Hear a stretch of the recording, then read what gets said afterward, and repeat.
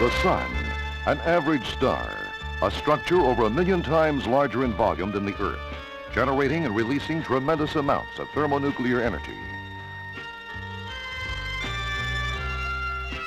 Our understanding of the behavior of this solar energy, the plasma flow, and the mass and thermal transfer that occurs is far from complete. We have certain theories associated with solar behavior, but have never been able to look at the Sun in sufficient detail to verify these theories. The Skylab space station's 3 manned missions during more than 9 months of operating life in space offered a wonderful opportunity to collect data that might prove or disprove these theories.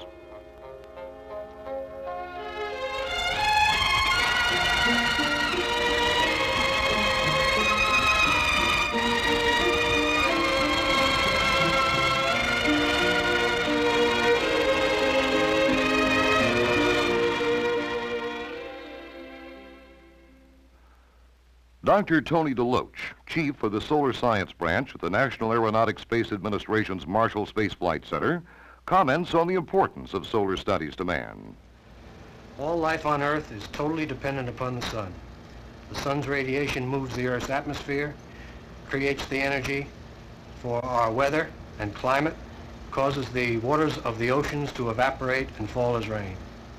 The sun's radiant energy is the source of virtually all of our energy resources. Without the sun, life could not exist here on Earth.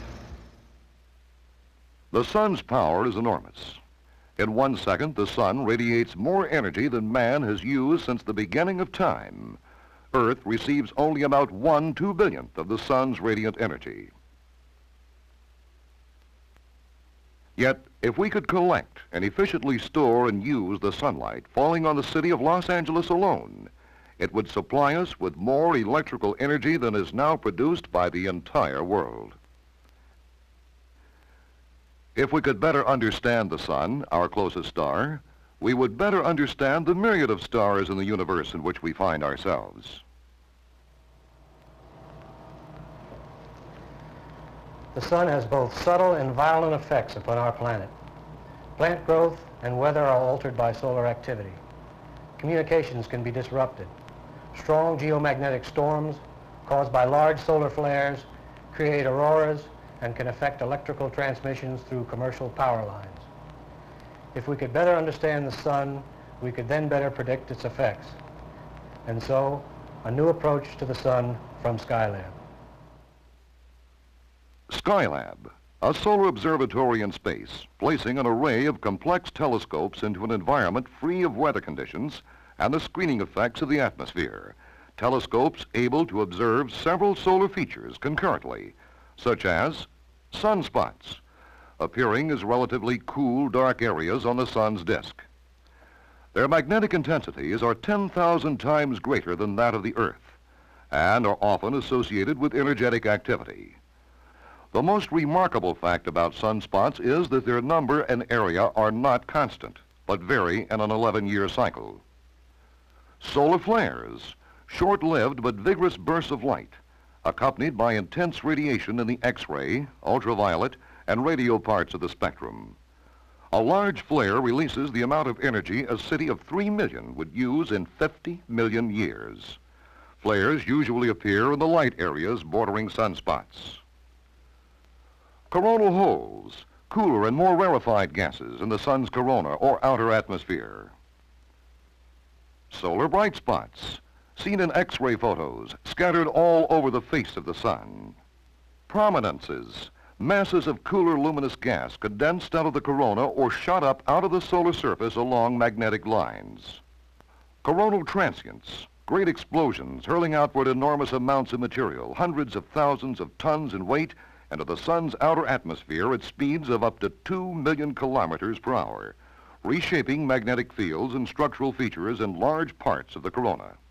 Thus, from Skylab, a unified study of the sun, from its surface to the outer corona, the atmosphere that extends to include even the Earth. Skylab had a cluster of 8 solar telescopes. One was designed with a disk to block out the brilliant light of the sun itself. Skylab scientists created the equivalent of thousands of brief Earth observations of a solar eclipse to study the sun's corona. Before, It was assumed this outer atmosphere was fairly stable. The changes occurred only slowly over long periods of time. But Skylab revealed a much more dynamic corona, with many more changes occurring at faster rates than was thought possible, including this huge bubble, threaded by a magnetic field and extending into the outer atmosphere, rapidly growing to almost the size of the sun itself. Another telescope scanned selected portions of the sun, recording extreme ultraviolet light from several layers of its atmosphere. These layers, lying above the visible surface of the sun, the chromosphere corona transition zone, and the corona, were scanned simultaneously and are displayed here using various computer-generated colors. In this sequence of ultraviolet photographs, a surge is shot out of the chromosphere and into the corona. By means of such time sequences, the flow of energy upward into the corona can be measured and balanced against the downward flow, allowing for the first time an accurate assessment of the dynamics of the solar atmosphere. For the first time, Skylab astronauts were able to take detailed data of the whole sun in the ultraviolet region of the spectrum. This picture shows the areas of the sun's atmosphere which are between 50,000 and 100,000 degrees Kelvin, at the time of an eruption that lifted this twisted sheet of flame off its surface. The eruption is one of the largest ever recorded and had grown to 40 times the size of the Earth when the photograph was taken. The X-ray telescopes were designed to study the evolution of the hot, tenuous atmosphere of the sun. Here is an example of a rapid change in structure.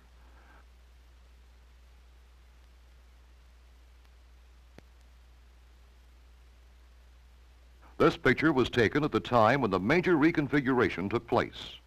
At this time, the brightest area was the biggest emitter of X-rays. Its temperature was in excess of 4 million degrees and was perhaps 10 million degrees or more. Skylab studies of coronal holes, dark areas on the sun, show that they may be the source of the solar wind which extends beyond the planet Jupiter. Coronal holes may also have strong magnetic boundaries. As the sun rotates, these huge magnetic sectors sweep by the Earth, disturbing the upper atmosphere. There are indications that these disturbances correlate with the formation of low-pressure weather centers. Additional new information about the sun also came from ground-based solar observatories, such as this one at the Marshall Space Flight Center. These observations are being correlated with those of the Skylab instruments.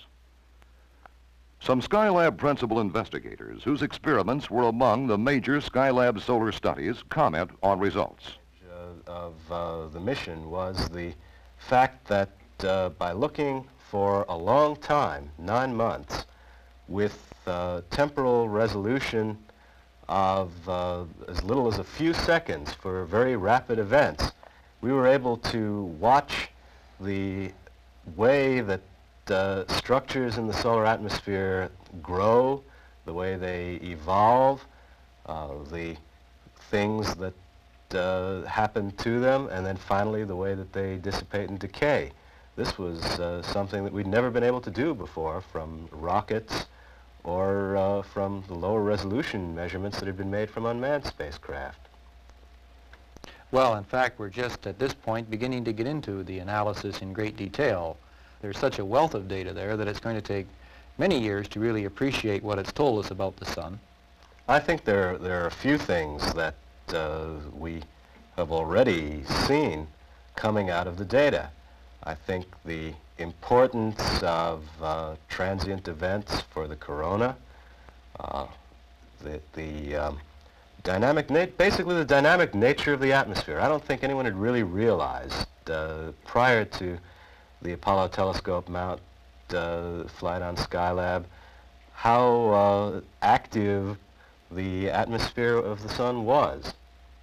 I think that one of the things we learned from ATM was the relationship between the structures and processes that go on in the solar atmosphere and the things that affect the Earth from the interplanetary medium. And this, I think, will prove, once we've understood what was going on there, I think this will prove very fruitful.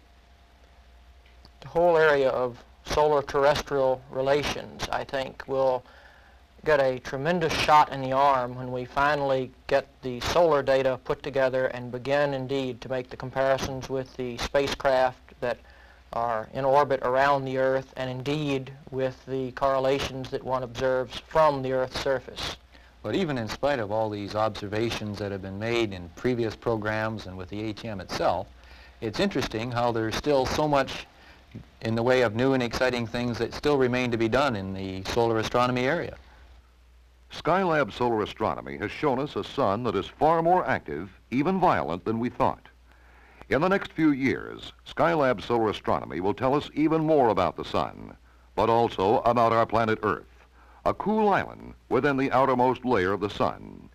Skylab solar studies show our spaceship Earth in its orbit around the center of the sun, interacting with the solar wind, creating a wake extending beyond the orbit of the moon.